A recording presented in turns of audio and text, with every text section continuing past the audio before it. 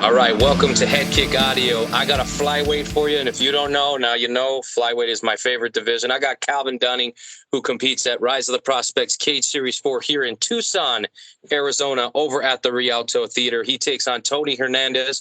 A little switch up in opponents, but we get to keep you on the card, which, of course, I'm totally excited for because I love my flyweights. And I've seen you perform before, and I can't wait to see the new version. I know you've been working on your striking. Your wrestling's always on point. So talk to me about the training camp. How are you dealing with the switch up in opponent, and what's new, man?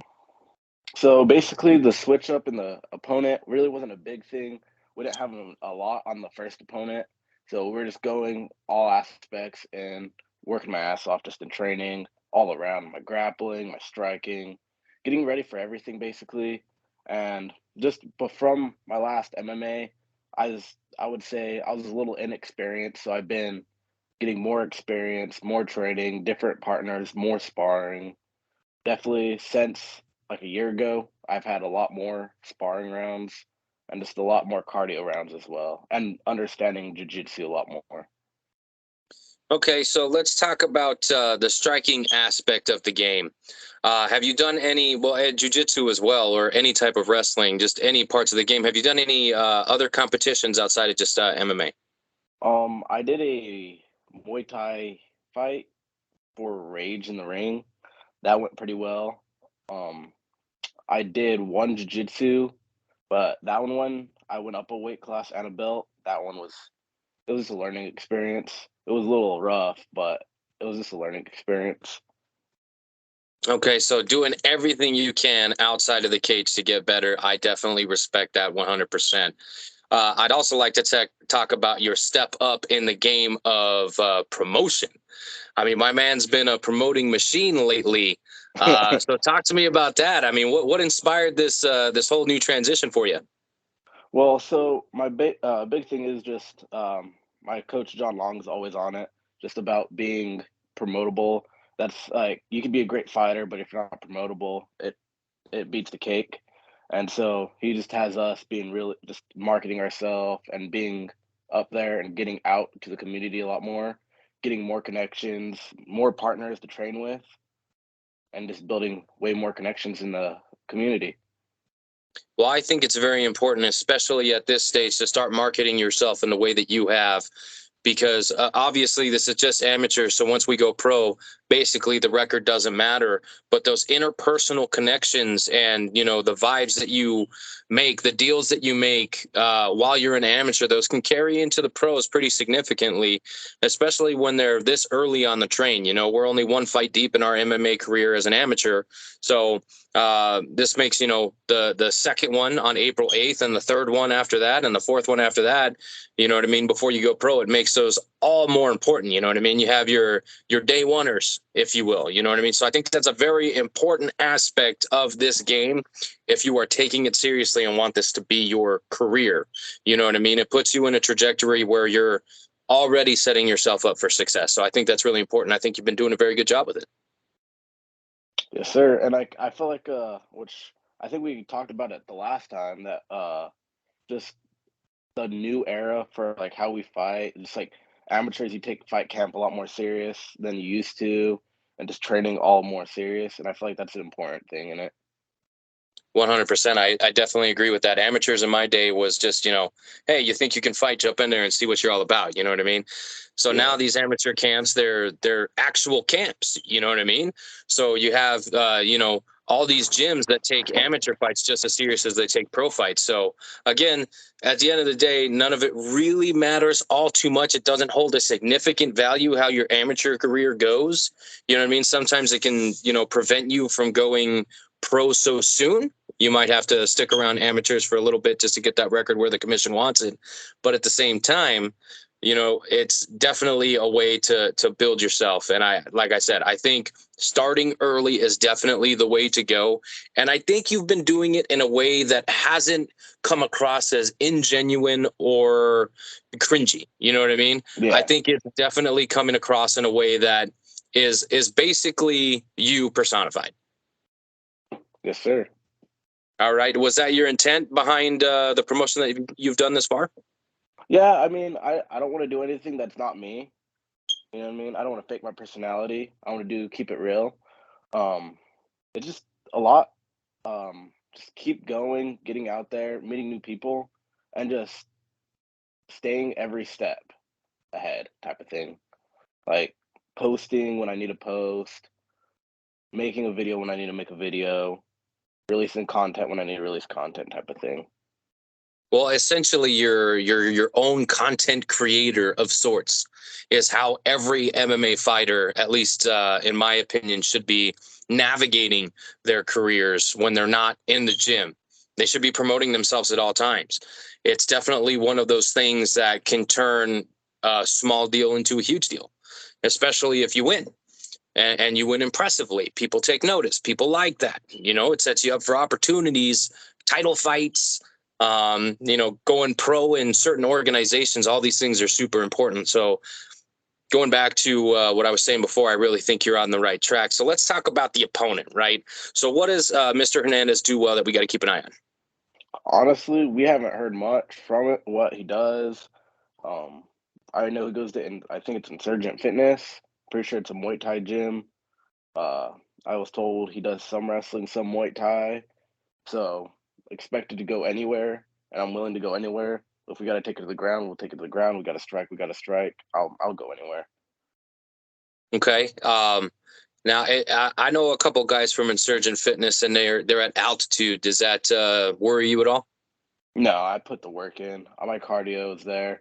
I bust my ass every day just to keep my cardio where it is. I've been wrestling for a while, so I don't believe my cardio is going to be an issue.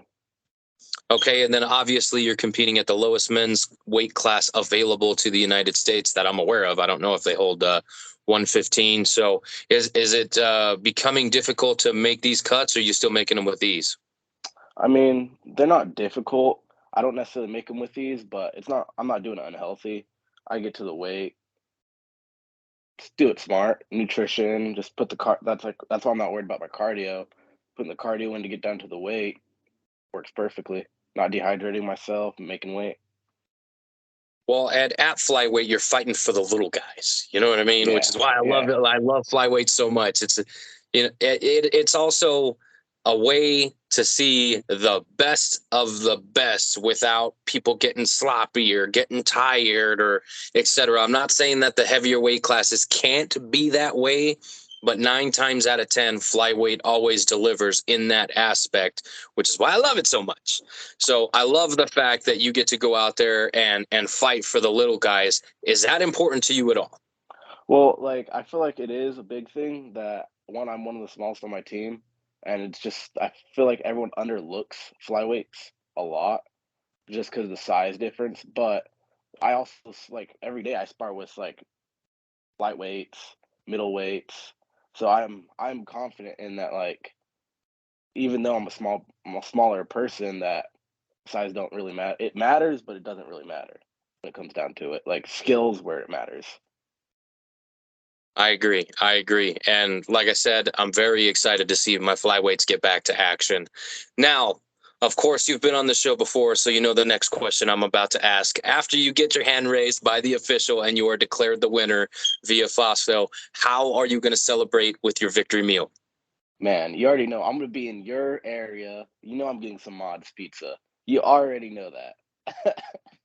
Mod is where it is at, man. We do it every time we go to a hockey game. Me, the wife, and the kids will go out to Mod Pizza and just treat ourselves to whatever the hell we want. Because essentially, there is no limits to what you can do with your pie over at Mod Pizza. So definitely an excellent choice. Yes, sir. I'm gonna be grubbing. And a much deserved grub as well. Again, very early in your career, this is only your second amateur MMA fight. Obviously, the first one didn't go your way, but I've seen you putting in the work to get better. And whether you win or lose, that to me is impressive that you're still working on it while you're away. I think that's very important. And obviously, you're flyweight, so I don't care if you win or lose. You're my favorite, anyways. You know what I mean?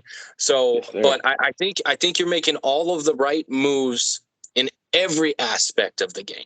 I feel that in promotion, in training, in development, I think you're doing a very good job, and you're also a very good team player. I see you giving your teammates props all the time, which if I was your teammate, I would be like, hell yeah, I am helping this guy put in work during this camp, and he's recognizing it. So I feel that you're pretty much the all-around package, and I'm very excited to watch you compete again, my man. Thank you. Can't wait to see you there. It's going to be a fun one, and I get to call it again. So honored as always to call your fights. Now, before I let you go, is there a way you see this fight going? Honest, like,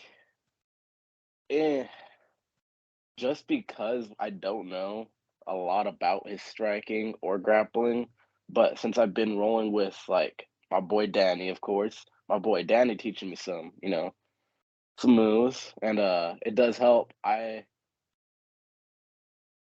wouldn't want to like call it, but I would say a submission or the ground game is going to be most likely where it's going to go, or just because that's where it favors me more, I would say.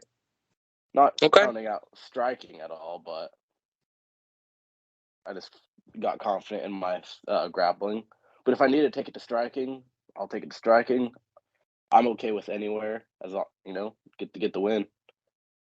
Gotta go to deep waters, I'll go to deep waters, but Well, obviously the cardio's there, and the skill set is there everywhere in the game. I'm very excited to see you fight again. Lucky enough to get to call it as well.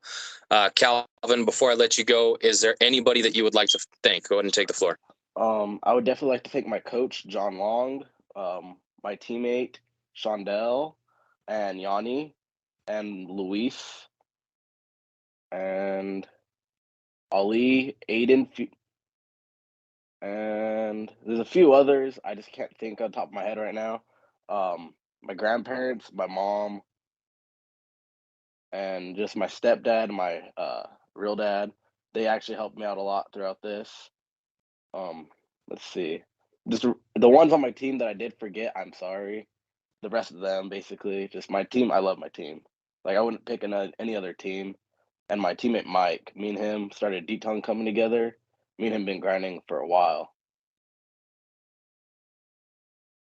So I'd say that's the best. And I would like to thank the promotion and you just for giving me the opportunity to compete. And your shirt, and your gyms, and your Oh, all my sponsors, there you go. Misstep Fitness, All Night Striking. It's there's a lot actually. Like I wouldn't be more grateful with the support I've had. Everyone that has supported me here, I would like to thank them just because I was surprised on how much support I've had, even from my hometown in Rensselaer. Some of them, which it surprised me, but a lot of them have supported me too. A lot of my friends from there are coming to actually watch me. So I got to put on a show. Can't let anyone down. Well, I had a I'm just gonna. show. I think you will put on a show. Again, fighting for the little guys, and fighting for all the support that's behind you. I commend you on the way that you're handling things thus far. And like I said, I cannot wait to see you fight again. Now, before I get you out of here, is there anything you'd like to get onto the universe? What do you mean by that? Just Like anything. Is there just anything you anything? want to get into the universe? Just good blessings, Just good luck to everyone. Go to live a good life. Enjoy All some right, my pizza. man. Hell yeah. I can agree with that sentiment all the way. All the All the way. way. Again, Calvin Dunning competes at Rise of the Prospects K Series for April 8th at the Rialto Theater in my hometown of Tucson, Arizona, and we welcome him with open arms. We will see you this Saturday, well, actually, this Friday at the weigh-ins, and then we get to call the show on April 8th. I cannot wait to see you. Be there, man. Sounds good. See you there. Until next time. Till next time.